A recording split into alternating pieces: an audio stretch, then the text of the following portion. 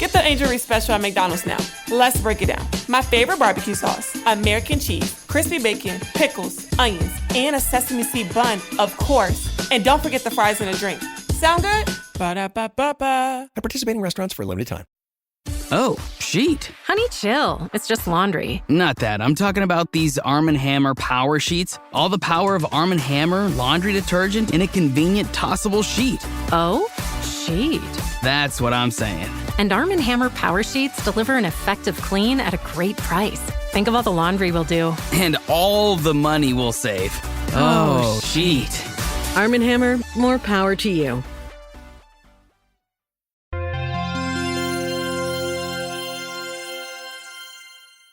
Everyone loves a good movie. But you know what lots of people also really love? A bad movie. And the comedian Patton Oswalt has a favorite kind of bad movie. There's nothing that I love more than something that's really bad, but the underlying attitude of it is, you're welcome. You're welcome for me bestowing this upon you. I am bringing the elixir to heal the world. The laughter you're hearing on the other end of that call is from Decoder Ring producer Max Freedman. I called Patton Oswalt to talk about one bad movie in particular. A movie made by a comedian and filmmaker who was, in the 1950s and 60s, one of the most famous people in the world, Jerry Lewis. He wasn't tall, he wasn't handsome, he wasn't even clever, and yet he ended up marrying a beautiful princess. Jerry Lewis was one of those things that was just kind of always around in the atmosphere. I grew up in the 70s and 80s, so they showed his movies on TV when I was a little kid. Cinderella, Nutty Professor, The Family Jewels. Yes, sir, we'll be going in a moment, girls. In 1972, after years of making wacky slapstick comedies, Jerry Lewis set out to direct and star in a film unlike anything he had ever done before. A drama set during World War II called The Day the Clown Cried. Here he is explaining the premise to a French TV reporter, and for some reason saying the word clown in a French accent. It is the story of a clown who was once the premier clown, who is no more the top clown, and who is having a difficult time handling being just a small part of the circus. But what makes the clown cry in The Day the Clown Cried is that he ends up in Auschwitz, where he entertains a group of Jewish children on their way to the gas chamber. Just the premise has been enough to make the film notorious, beyond imagining, something you'd have to see to believe. Except you can't see it. Almost no one ever has. The Day the Clown Cried was shot, then buried. The legend was it was so terrible that the studio wouldn't release it. But over the last 50 years, even though the film itself has been locked away, its stature has only grown as the ultimate bad movie. It became like this lost ark, kind of cursed artifact, this legendary grail for film enthusiasts. You have to talk about The Day the Clown Cried. The worst movie ever made. What's this movie about? Take a seat, because this is a doozy. Jerry Lewis made a Holocaust movie about a clown that led the children into the ovens. Can you imagine a worse thing? It's often cited by movie historians as one of the most wanted unseen films of all time. Please, if anybody has it, I'm begging people for this. We have to see this. So, if almost no one has seen it, how is everyone so sure that it's so bad?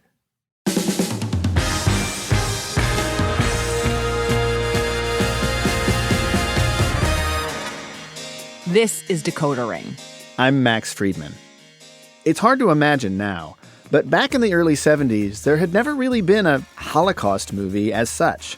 25 years after the end of the war, Nazi death camps had still rarely appeared on screen, and almost never in a Hollywood film. So if Jerry Lewis had actually finished and released The Day the Clown Cried, it very well may have been a landmark in both the history of Hollywood and public memory of the Holocaust. Instead, he made a different kind of landmark. Allegedly, one of the worst movies ever. In this episode, I'm going to trace how The Day the Clown Cried went from a potential watershed to a legendary disaster. while I also try to figure out if The Day the Clown Cried deserves its reputation. And I'm going to do all this without actually seeing the movie myself. Because even though the movie remains lost, there's actually a lot we do know about what's in it. And even more we know about Jerry Lewis. So today on Decoder Ring, should we be laughing at The Day the Clown Cried?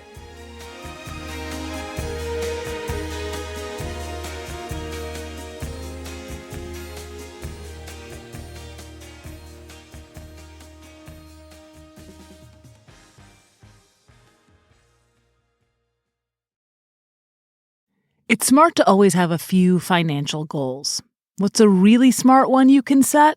Earning cash back on what you buy every day. With Discover, you can. Get this, Discover automatically matches all the cash back you've earned at the end of your first year. Seriously, all of it. Discover trusts you make smart decisions. After all, you listen to this show. See terms at discover.com/credit card. I'm about 20 years younger than Patton Oswalt, and so I did not grow up with Jerry Lewis in the atmosphere.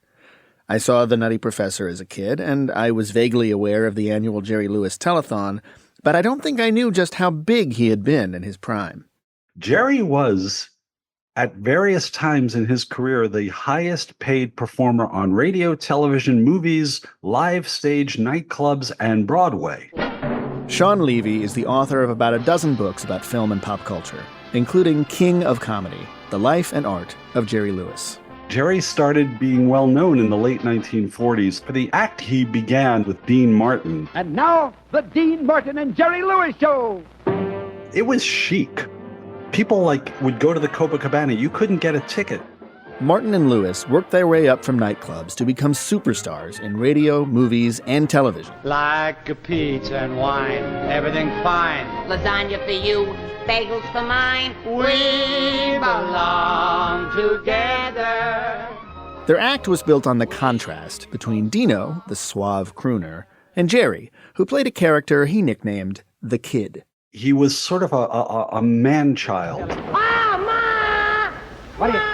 He was 6 foot, maybe 6'1", dressed elegantly, but when he was performing, he would do a wheedling, squealing voice, sort of lose control of his limbs. Jerry, it's your mother from New Jersey, Newark. She heard me all the way yelling? Yeah. Oh, I'm so excited. Hello, Ma. After Martin and Lewis broke up in 1956, Jerry became even more famous. He put out a hit record, played sold-out residencies in Vegas and on Broadway, hosted the Oscars 3 times, started to produce his own movies, and eventually to direct them, too. He was the first comedian in the sound era to start directing himself in Hollywood films. And he was prolific. In 10 years, he directed 10 movies and appeared in 10 more besides. Well into his 30s, he continued to play variations of the Kid in movies like The Delicate Delinquent, The Disorderly Orderly, The Bellboy, The Errand Boy, The Geisha Boy. Talking, the mitzvah, what nabu? I was just talking. Whoa, whoa, whoa, whoa, whoa. As silly as these movies are, they still reveal a lot about the man who made them. They're not distinguished as cinema. They're more distinguished, I think, as personal expression of this, man with a very complex personality. For example, you can tell from Jerry's films that he was deeply sentimental about children. He treats children like Fabergé eggs. He will cut to shots of him crying over a child being cute or a child being sad. The idea that there's a lost innocence. And Jerry is special because he can recognize and tap into that innocence. And that's because Jerry himself felt like he didn't have a real childhood. His parents were itinerant show people. Jerry was often left in the care of his maternal grandmother while his parents played in vaudeville houses and the Borscht Belt. Almost every Jerry Lewis movie is about a schlemiel who becomes a hero, like his most famous and also probably his best film, The Nutty Professor. Which is the Jekyll and Hyde story about a nebbishy chemistry professor. Were it not for your assisting me, I might very well be here all semester. Who makes a concoction and he becomes this suave lady killer jazzbo guy named Buddy Love. Mood is wrong. Innkeeper. Got sexy lights? Lay it on me. Now watch, baby. That black magic has me in its spell. Off-screen, Jerry was both Jekyll and Hyde, the insecure underdog and the arrogant, controlling skirt chaser. He had a hand in essentially every aspect of production on his films. In fact, he started calling himself the total filmmaker. He even wrote a book by that name. He was the total filmmaker. He made the decisions. He looked at everything. He didn't care about everything. He really was a brilliant physical performer, and his movies almost all have some inspired comic bits, but they're also sloppy. The plots are flimsy, the lighting is impossible, and Jerry insists on wearing his giant gold pinky ring no matter what kind of character he's playing. And so while Jerry saw himself as a great artist, and film critics in France agreed with him, his countrymen, not so much. Jerry was really dismissed by American critics as children's entertainment and vulgar and stupid and infantile and badly made. It was antagonistic, and Jerry was a thin-skinned man. He read all the reviews, and he always compared his critics to Nazis. Still, in the early 1960s, he was turning out hit after hit. He really was the king of comedy. Until the culture started to pass him by. If you were 12 in 1963 when The Nutty Professor came out, you were 16 in 1967 when he's still making comedies of that sort. And you're listening to The Doors. You're not interested in a guy doing pratfalls and, squealing.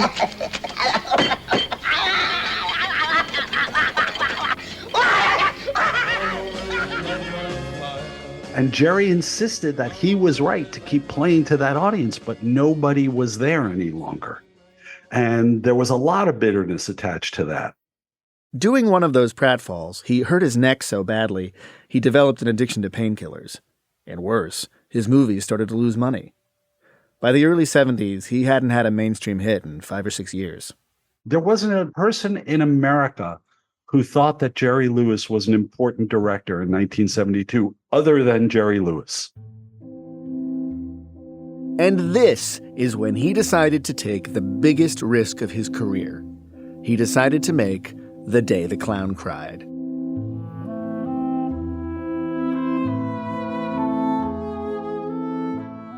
The idea came from Joan O'Brien. Chuck Denton knew the screenwriter Joan O'Brien when he was a kid. Joan had, after the war in the early 50s, had visited Germany and Austria, and in her European travels, she had learned that, a huge percentage of the Jews that died in the Holocaust were children. She made her way to Hollywood, where she worked as a press agent for a clown named Emmett Kelly. Kelly was famous for creating a hobo clown character named Weary Willie, unshaven with a sad white frown painted over his mouth and a red nose. In character, he never spoke, but one day he said something to Joan, which sparked her imagination. Which was, in a world without children, a clown's life would be a living hell. With her memories from post-war Europe still fresh, Joan came up with the idea for a movie about a circus clown who meets Jewish children in a concentration camp. She brought this idea to Chuck's father, Charles Denton. He was a newspaperman on the Hollywood beat, but like Joan, what he really wanted to do was write for the movies. I mean, these are two people who, lived through the war, and I remember my father repeating this idea that, if we don't pay close attention to our transgressions, we surely will repeat them. I think that was kind of the impetus for it. So Joan and Charles got to work drafting a screenplay they called The Day the Clown Cried. It's September 1938 in Berlin. The Nazis are in power, but Germany isn't at war just yet. Our hero, or really anti-hero, is a third-rate circus clown, selfish and vain, named Carl Schmidt. He's not a good clown, and he's not a good person. After Carl is fired from the circus, he gets drunk and makes fun of Hitler in public, which gets him sent to a concentration camp as a political prisoner. He isn't Jewish. For 3 years in this camp, Carl claims to his fellow inmates to have been one of the great clowns of Europe, but he refuses to actually perform for them. Then one day, a group of Jewish children arrive at the camp. They're separated by a fence from the non-Jewish prisoners like Carl. He, I think, gets pushed or falls in the mud, and the other political prisoners are laughing at him, but the children are laughing, and he thinks they may be laughing with him. That sort of sparks in him this desire to entertain them. So Carl starts putting on little shows at the fence. The guards tell him to stop, and when he does it anyway, they beat him to a pulp and shoot one of his friends. But then they see a way to use the clown to their advantage. They promise him his freedom if he will keep the children calm while they wait in a boxcar bound for Auschwitz. He agrees, but then accidentally gets locked in when the train departs. Once they get to Auschwitz, the commandant ups the stakes. He will let the clown live if he accompanies the children on their way to the gas chamber. And he does it.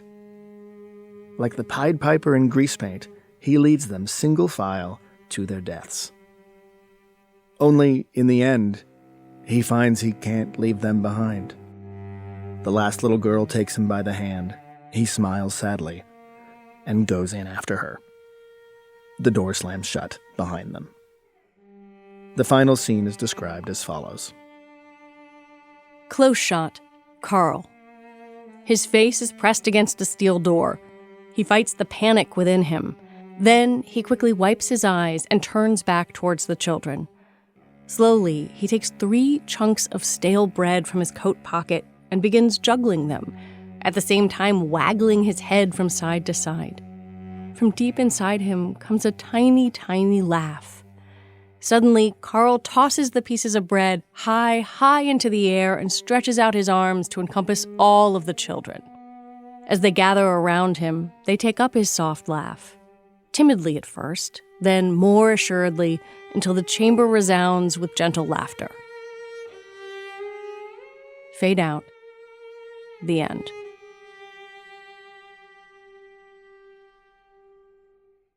Just to underscore it, at the end of the movie, as written, the clown and the children are inside the gas chamber, filling it with their laughter. Presumably when the screen goes black, they all die. It's bleak. Despite this challenging material, when Joan O'Brien and Charles Denton started shopping their script around, they got the attention of some major stars. Richard Burton, Anthony Quinn, Dick Van Dyke, Milton Berle, and even Bobby Darin all reportedly considered taking on the lead role, but nothing ever materialized. And then along came Jerry Lewis. The script came to me 10 years ago. 10 years ago, I fell in love with this idea. And in 10 years, I'm happy that I have learned what I think is enough to go forward with this production.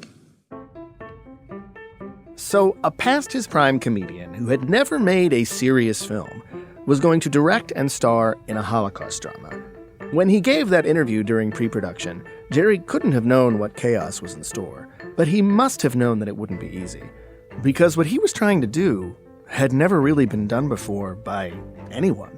Remember, in 1972, there were barely any depictions of the Holocaust in American popular culture. Jerry's biographer, Sean Levy. There was no Schindler's List. There was no sort of foundational piece that said, okay, here is where conversation in American cinema about the Holocaust begins.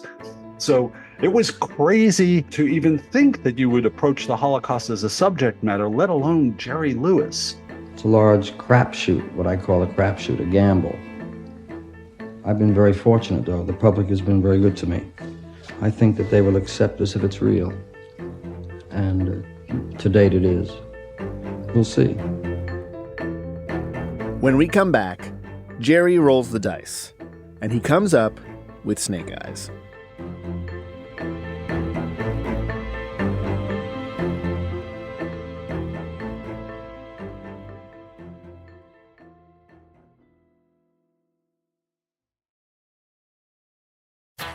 This podcast is brought to you by Progressive Insurance.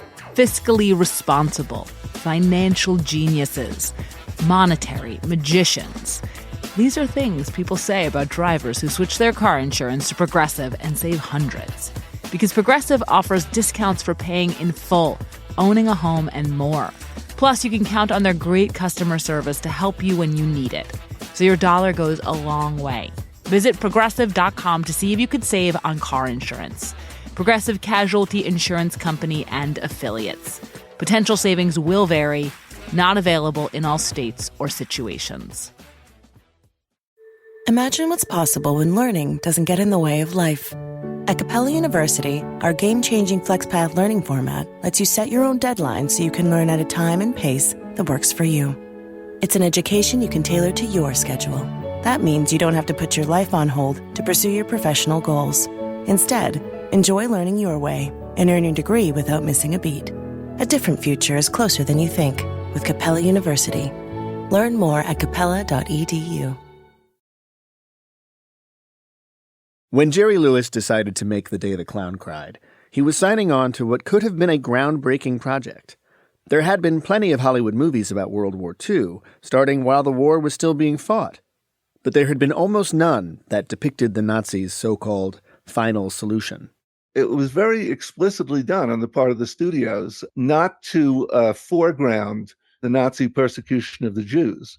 Henry Gonchak is a retired English professor and the author of a book called Hollywood and the Holocaust. The studio heads in Hollywood at the time were all Jews. Harry Cohen, Lily Mayer, Adolf Zucker, but they were immigrant Jews, very assimilated and very much wanted to be seen as real Americans. And they were afraid that if there was too much emphasis placed in their films on the Jews, that would inspire an anti-Semitic backlash in America, which was a reasonable assumption. It was a very anti-Semitic country at that time. So there were war pictures, espionage thrillers, movies set in POW camps, and yes, even comedies with Nazi villains, like Ernst Lubitsch's To Be or Not to Be. You know, you're quite famous in London, Colonel. They call you Concentration Camp Earhart. Yes, yes. We do the concentrating and the Poles do the camping. What was still much more unusual was for Hollywood to confront the full extent of the horrors the Nazis had wrought. One of the first attempts was The Diary of Anne Frank, which started as a Broadway play and became a movie in 1959. I want to write, but more than that, I want to bring out all kinds of things that lie buried deep in my heart. The play was enormously popular, and so was the film, but that never shows the camps.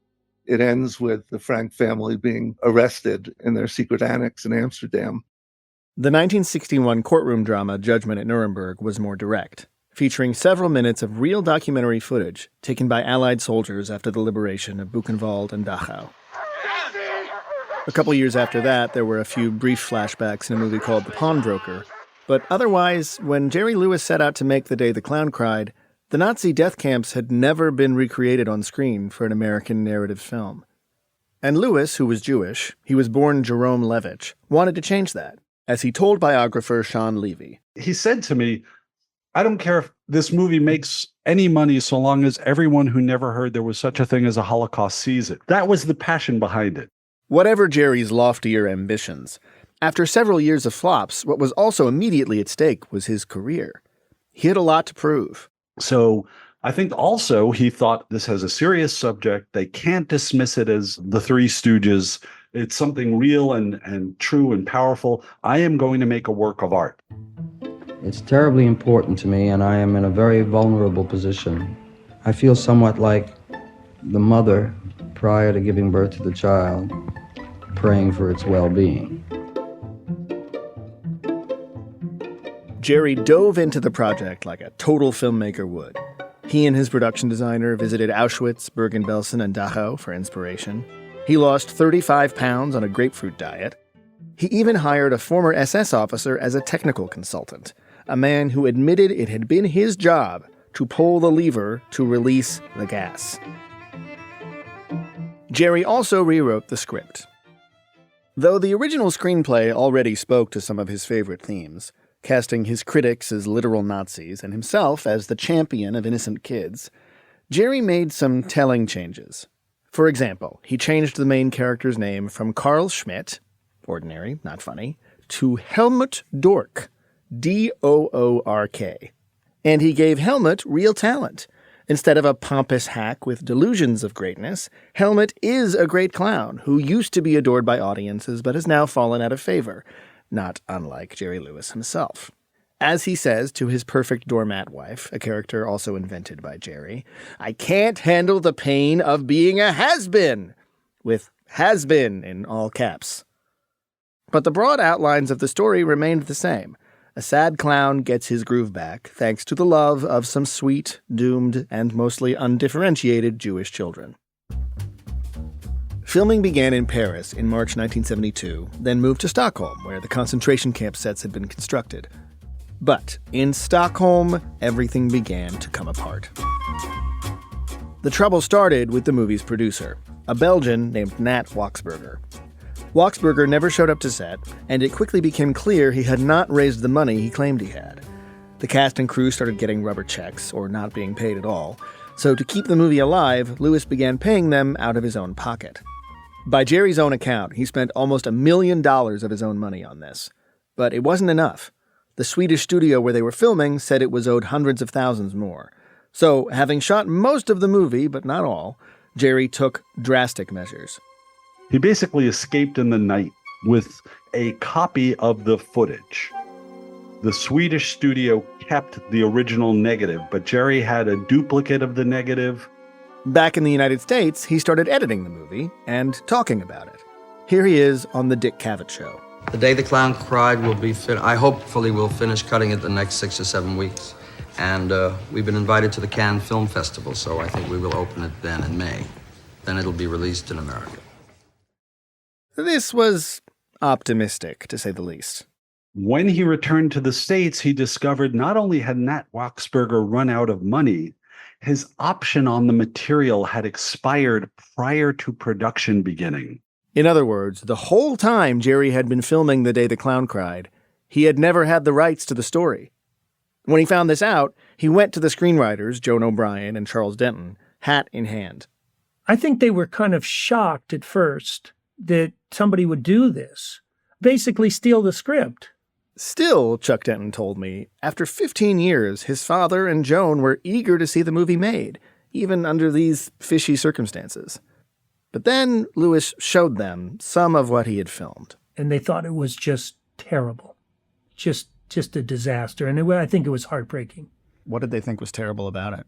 You know, he had turned it into something that was more maudlin, I think. That, you know, he was really a great clown. And, you know, he was this heroic figure. And that's not the script that they wrote. Like all Jerry Lewis movies, it was precise in some ways, sloppy in others. For example, how he had cast and costumed the Jewish children in the camp. The kids were all Scandinavian, you know, little blonde-haired kids. And they've got new clothes and their hair's all done. And, you know, it's just, I don't know what he was thinking. Jerry confessed to the writers that he knew the movie had problems. Lewis kind of broke down and said, I know, and talked about being addicted to Percodan. And, you know, I can make it better. I can fix it. And I think he wanted them to either put up some money or agree to defer any payment while he tried to, quote, fix it. And they said no. Without the writer's sign-off, Jerry had no legal right to continue. For a long time, he kept on hoping he could somehow finish the movie. One way or another, I'll get it done, he wrote in 1982. The picture must be seen. But the writers were not the only obstacle. He would also need his original negatives back. Hey, I hope in my lifetime we get the right to pull it out of Sweden. That's been the hang-up. Over time, that hope curdled into something else. He lost his shit when I asked him about it. Sean Levy interviewed Jerry in the early 90s for his biography, The King of Comedy. Red in the face, he'd been drinking beer. It's about 11 in the morning and screaming and yelling at me, profanity, personal accusations. He grabbed Sean's tape recorder and threw him off his yacht. When you walk through a storm, keep your head up high. As the decades passed, Jerry's public image evolved. He represents the flameout of that generation of post-war American showbiz titans who couldn't understand why, if they were doing the thing that made them successful, they were no longer successful. He only directed 2 more movies after The Day the Clown Cried. One was about a clown who can't find work, the other about a man who fails over and over again to kill himself. They were both flops. So Jerry started to become better known for his annual telethon to benefit the Muscular Dystrophy Association, a 21-and-a-half-hour parade of aging stars and novelty acts. Though your dreams be tossed and blown. The telethons raised millions of dollars, but they were also mocked for being tacky and saccharine. Meanwhile, in interviews, Jerry was often angry, profane, and grandiose. "I'm a multifaceted, talented, wealthy, internationally famous genius," he said. People don't like that. You'll never walk. And so as Jerry became a popular punching bag, just the notion of The Day the Clown Cried began to seem increasingly outlandish. This overgrown man-child and self-proclaimed egomaniac made a movie about a circus clown at Auschwitz? How could it be in anything but world historical bad taste? So toxic it had to be locked away forever. This was the thrust of a 1992 story in Spy magazine called Jerry Goes to Death Camp that cemented the film's reputation as, quote, the most notorious cinematic miscue in history. The piece features interviews with a handful of people who claim to have actually seen The Day the Clown Cried, or parts of it, including the comedian Harry Shearer, who had been friends in the 70s with one of Jerry's sons. I think it's worse than you would be led to believe just by the force of your own imagination. Shearer has continued to talk about this over the years. Here he is in 2016. I just remember the overall feeling of it, which was it couldn't be more wrong. Rumor had it that Jerry Lewis kept the only extant print of the movie on his person at all times in a bulletproof metal briefcase. But the screenplay started to circulate underground like contraband. One copy eventually found its way to a young comedian named Patton Oswalt. I just read it for pure pleasure and fascination. He was awed by the wrongness of what Jerry had done. He adds that ridiculous Nutty Professor cartoonish reality comedy to it. Like at one point his character gets up, it's very cold, and he goes to use the urinal, and like you hear ice, like he's peeing ice or something, like he's adding comedy bits in the middle of a guy who's in Auschwitz. The script gave Patton an idea. This is just pre-internet where we weren't used to the idea of, oh, everything is going to be available forever. So there was this feeling of, well, this is never going to be seen unless we do something about it. So I started staging these readings. Patton cut the screenplay down, cast a few of his friends, and staged The Day the Clown Cried live at an LA comedy club in 1996. The first performances were by invitation only, but they couldn't keep a lid on it for long. The word spread. It was kind of amazing. The show became a cult comedy hit, starring a rotating who's who of up-and-coming comedians. Stephen Colbert, Bob Odenkirk, Ike Barinholtz, Will Arnett, Jack Black. Andy Preboy wrote a theme song for us. It's been panned. It's been booed. It's been banned and PU'd. It's a script that's really rotten. That'd be better off their button. That Patton's putting on with pride. Tonight's the night, the day the clown cried. It evokes one of the best versions of laughter you can get, which is the laughter of disbelief.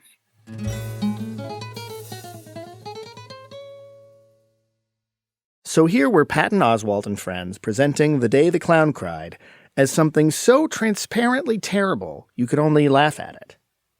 And yet, just a couple of years later, a movie arrived in theaters that would get good reviews, make money at the box office, and eventually win 3 Oscars for a story about clowning around in a concentration camp. Buongiorno, principessa! Is it possible Jerry Lewis was just 25 years too early? After the break.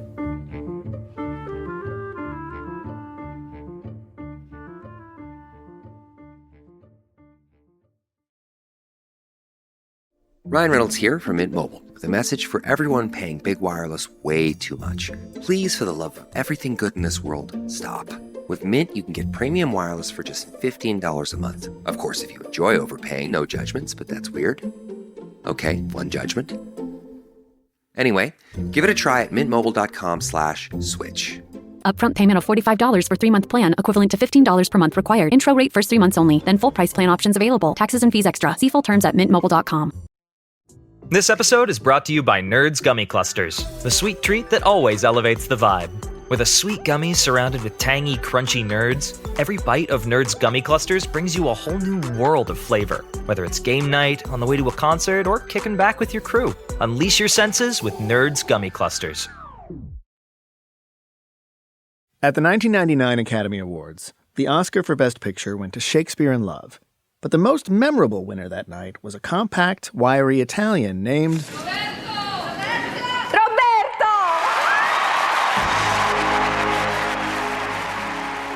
Roberto Benigni's reaction to his win for Best Foreign Language Film instantly entered Oscars history when he climbed onto the back of his seat, climbed over the 2 seats in front of him to stand on top of Steven Spielberg, then jumped down, ran down the aisle, and hopped up each step to the stage.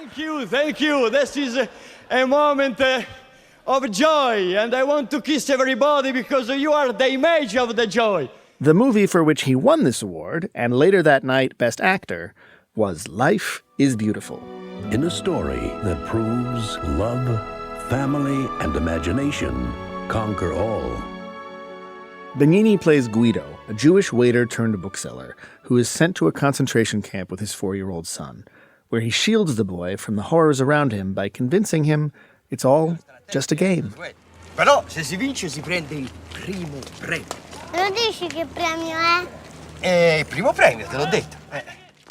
In the end, Guido dies, but his son survives, and it's implied that Guido's improv skills have not only saved his son's life, but preserved his innocence and humanity, his belief that, yes, life is beautiful. So some 25 years after Jerry Lewis tried to make The Day the Clown Cried, here was another actor known for his childlike persona and elastic physical comedy, writing, directing, and starring in a drama about a clown-like figure in a Nazi concentration camp. But instead of being mocked, instead of being dismissed out of hand for hubris and bad taste, Benigni was celebrated.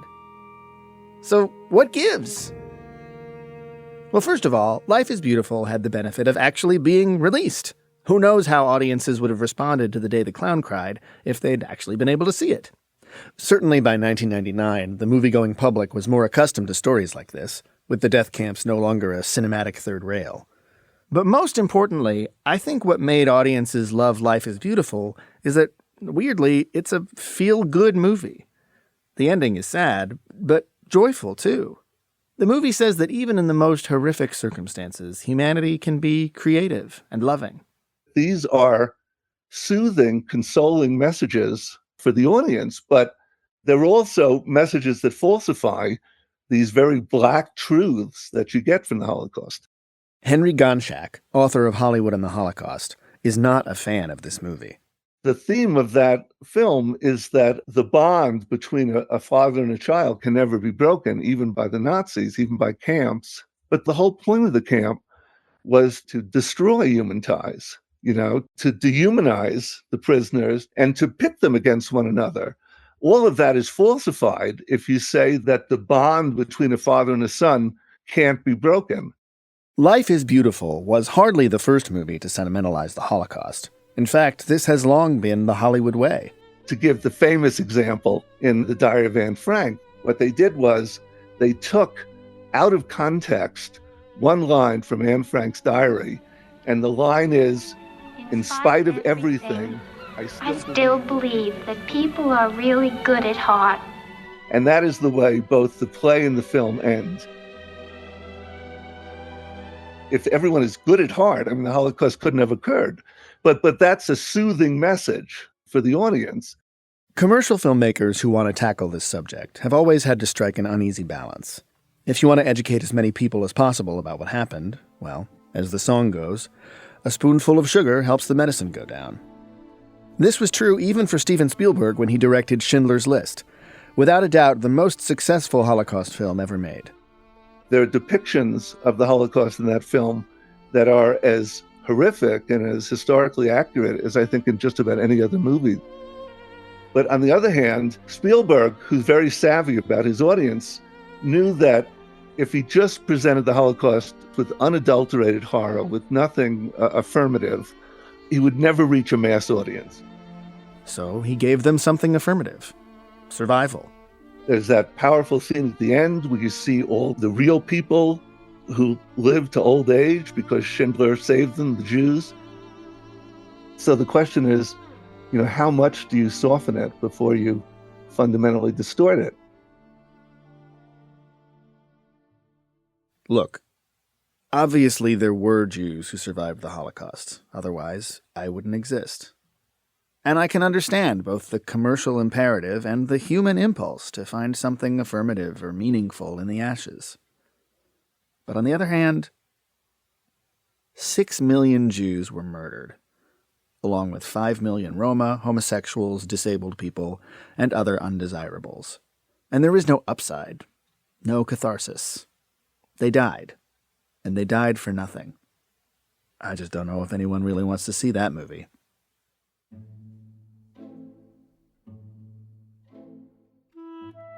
The release of Schindler's List in 1993 kicked off what one critic called a Holocaust boom, which included Life is Beautiful and many more films besides, on the big screen and small.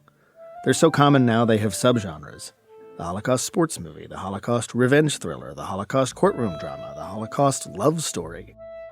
Some of them are better than others, but by and large, these movies play by the rules of Hollywood storytelling. There is a central character who goes on a journey, faces challenges, and is transformed by the experience. So if The Day the Clown Cried had been made today, it seems like it would fit right in. On the surface, it's a sentimental story of personal redemption for Helmut Dork, a selfish man who is transformed by the love of children, and nobly sacrifices himself so that those children won't have to face their final moments alone. Certainly Jerry saw it that way. Here's how he described the story at the time. You will see wonderful things happen to a human being because some things happen that make him think about others besides himself, and that's all I'm going to tell you. That may have been the movie he wanted to make, but that's not how it comes across on the page. Even after Jerry's rewrites, I think Helmut is insufferably self-absorbed, basically from beginning to end. And I don't think he fundamentally changes. He only learns to care about others because they like his act. And don't forget, the ending is incredibly grim. Unlike Guido in Life is Beautiful, Helmut's sacrifice doesn't save anybody. The kids all die. And why does he decide to die with them? It's ambiguous. Maybe he wants to offer them some comfort. Maybe he can't live with the survivor's guilt. Maybe he decides life isn't worth living without an audience. Not so sentimental, if you ask me. And in fact, when I finally spoke to someone who has actually seen The Day the Clown Cried, he told me the film is remarkable precisely because Jerry rejected sentimentality.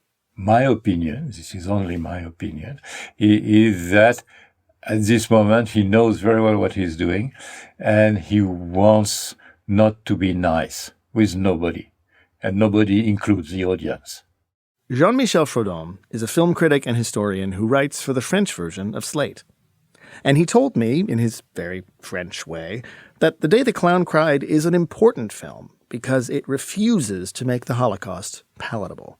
To me, this is a film you cannot watch peacefully. It's disturbing.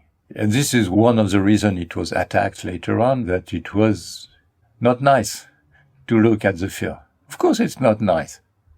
Talking about death camps as nice is for me something unacceptable. It's a suffering film, and to a certain extent it's a film that makes you suffer. I have to confess, despite everything I had heard and read about how terrible this movie is, part of me wanted Jean-Michel to be right. There is so much Holocaust fiction out there. Some of the story and character beats are so familiar that I have found myself becoming almost numb to it.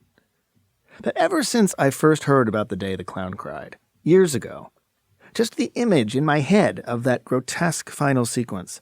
It has haunted me.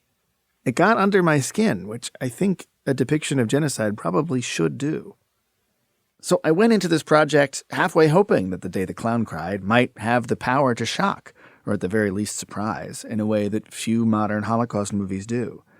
And now that's exactly what Jean-Michel Fredon was telling me, and he had seen the movie. He told me it was shown to him by a French film director who had gotten it from his father, who had been friends with Jerry. He not only showed it to me, but he gave it to me. Oh, so do you still have it? Yeah, of course. In what format? Well, now it's on a DVD. Is that something you could share with me? No. Jerry Lewis himself would have told me the same thing. Are we going to ever get to see The Day the Clown Cried? No. No. After decades of blaming others for the movie's failure to launch, near the end of his life, Jerry changed his story. Now it was he who did not want The Day the Clown Cried to be seen, and it had been his decision all along to scrap it, not the screenwriters, the producer, or anyone else. I was embarrassed. I was ashamed of the work, and I was grateful that I had the power to contain it all and never let anybody see it. It was bad, bad, bad. It could have been wonderful, but I slipped up. I didn't quite get it. But despite Jerry's wishes, The Day the Clown Cried has not been entirely containable. He did his best. In 2014, when he donated his archives to the Library of Congress, he put in a stipulation that any material relating to The Day the Clown Cried had to be kept unavailable to the public for 10 years. So 10 years came and went, but when the prohibition was finally lifted last summer, the archive turned out to be a red herring. The movie wasn't in there. All they had was a few hours of unsynced, unedited dailies from just a couple of scenes. But there was a real treasure trove. It just turned out to be in Sweden. So this is where you've been hiding. It's Helmut! It is! It is! Helmut! Helmut! Footage from the film reels Jerry left behind in Stockholm in 1972 have now reappeared in a documentary called From Darkness to Light, which aired in December on Turner Classic Movies. Again. It's your funeral. Aren't funerals usually in order when someone dies? It's not the same thing as actually seeing the movie. It's mostly talking head interviews with only selected scenes sprinkled in. But I'm not going to lie, seeing this footage did scratch a certain itch. Come back, damn you! Come back and listen! Listen to the children laughing! I am a clown! Mostly, it confirmed what I had already suspected. The Day the Clown Cried is probably not a good movie. But it is a fascinating character study. The character being Jerry Lewis himself. Did you hear them laugh? I mean, did you hear them laughing and reacting? Yes, I did. And they said I couldn't come up with anything new. I mean, if they could see me now, I really felt funny again. It was funny, wasn't it? For example, consider this early scene with Helmut and his wife. He's a star. I'm a stooge. And he just took the last bit I had away from me because of a stupid accident. But he can't take your talent away. That's what makes you strong. The writing is clunky, the mix of accents bizarre, but to me it's riveting. It's like watching Jerry give himself a pep talk about his own declining career. What the hell are you talking about? What talent? You mean the talent I had? That's gone. I am now nothing but a prop to be used and reused. You call that strong? How do I rise above that? By not quitting. Ah. You got to fight. You got to fight because you're an artist, a human being. Jerry's performance can be hammy, but also genuinely affecting, especially towards the end. Now, we want you to lead the children quietly to that building over there. Oh, God, not the children. It isn't like killing the enemy in battle. Far more humane. Enemy? Humane? They're babies. They're just babies. Why? Here he is, about to lead the children to their deaths, lying to them for the last time. What's wrong now, Helmut? Where are we going this time? We're just going to another building, that's all. Where we'll have more room to play, see? Now, I would like you all to line up behind me, okay? In the final wordless moments of the movie, Helmut Dork appears to finally accept the truth about himself. His talent, or lack thereof, doesn't matter at all. He is small and powerless. He could live to clown another day, or he can choose to end his life bathed in the love of his last adoring fans. Watching this play out on Jerry's face and in his body, the ending feels perversely aspirational. Because Jerry himself struggled to accept his own decline, his own inevitable smallness. And so he responded by making a fiction in which his alter ego both accepts his fate and remains a hero to the bitter, bitter end. A hero specifically to children, the only ones Jerry felt truly understood and appreciated him. In sum, The Day the Clown Cried is a breathtaking act of narcissism. Jerry used the largest mass murder of the 20th century to work through his own neuroses about comedy and fame. He found a way to make the Holocaust all about him.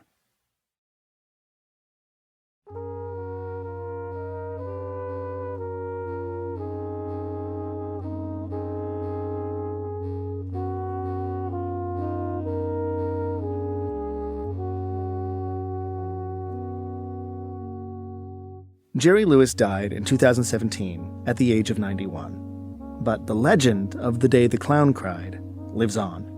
I wrote about Jerry almost 30 years ago. People still, such as yourself, are fascinated by this movie, ask me about it regularly. This fascination with Jerry's Waterloo is ironically an important part of his cultural footprint, which, as Sean Levy told me, is otherwise shrinking by the day. I'm probably at 62, one of the last generations who grew up with him as a cultural constant. So my children would only know about Jerry Lewis because their dad wrote a book about him, and their children will never know who he is. He's kind of vanished. The list of comedians and filmmakers he influenced is long, but his own movies have not held up very well. And it's unlikely anybody's rushing to reassess and defend his work, seeing as, after his death, multiple actresses came forward to say that he had sexually harassed them, and worse. So, without much cultural memory of cross-eyed crazy Jerry, or even Vegas telethon Jerry, and with precious little goodwill towards the real Jerry, it's The Day the Clown Cried that keeps him almost relevant. And I suspect it's much more powerful to imagine The Day the Clown Cried than it would be to actually see it. You know, I think if people could see it all this time, we wouldn't be chatting today. The mystery is essential to keeping the legend alive, and by extension, Jerry. I almost wonder if that was intentional on his part. Sure worked on me. Perhaps in the strangest twist of all, it's still possible we'll see a new version of The Day the Clown Cried, based on the original screenplay by Joan O'Brien and Charles Denton, which is still somehow kicking around Hollywood almost 70 years after it was written. The producer, who now owns the rights, told the industry website Deadline last summer, quote, "This is an important movie that needs to get made. And I think, with everything that's going on in the world today, now more than ever is the time to make a movie like this." I'll believe it when I see it.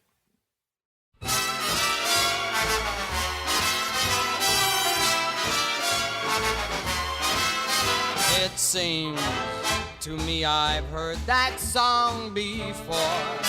This is Decoder Ring. I'm Max Freedman. And I'm Willa Paskin.